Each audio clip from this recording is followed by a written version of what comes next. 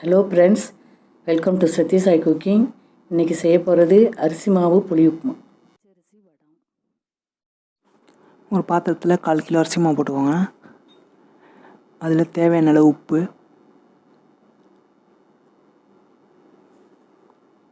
ஒரு எலுமிச்சம் அளவில் புளியை எடுத்து கரைச்சி வச்சுருக்கேன்.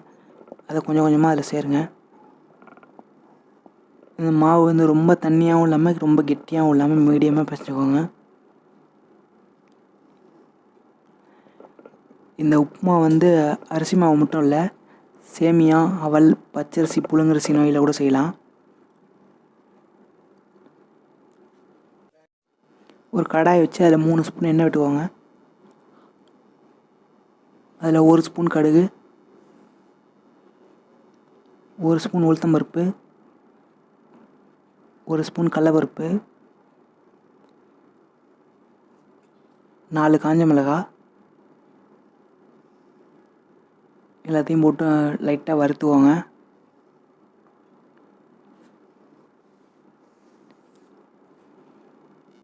இந்த வீடியோ உங்களுக்கு பிடிச்சிருந்தால் லைக் பண்ணுங்கள், ஷேர் பண்ணி கமெண்ட் பண்ணுங்கள், மறக்காமல் சப்ஸ்கிரைப் பண்ணிவிடுங்க.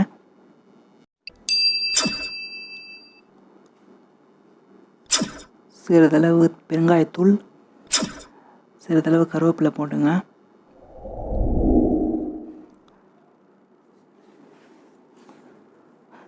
ஒரு ஸ்பூன் மஞ்சத்தூள் போட்டு நல்லா மிக்ஸ் பண்ணுங்கள்.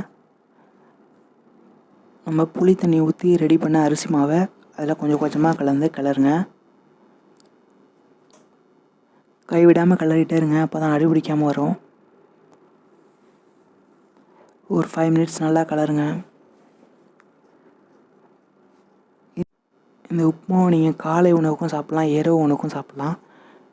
உப்புமா பிடிக்காதுன்னு சொல்கிறவங்க கூட இதை விரும்பி சாப்பிடுவாங்க. எங்கள் பாட்டி, எங்கள் அம்மாலாம் செய்வாங்க, அப்புறம் நான் செஞ்சுக்கிட்டுருக்கேன்.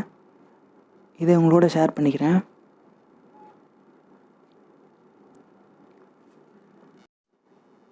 வீட்டில் இருக்கிற பொருளை வச்சு ஈஸியாக செஞ்சிடலாம்.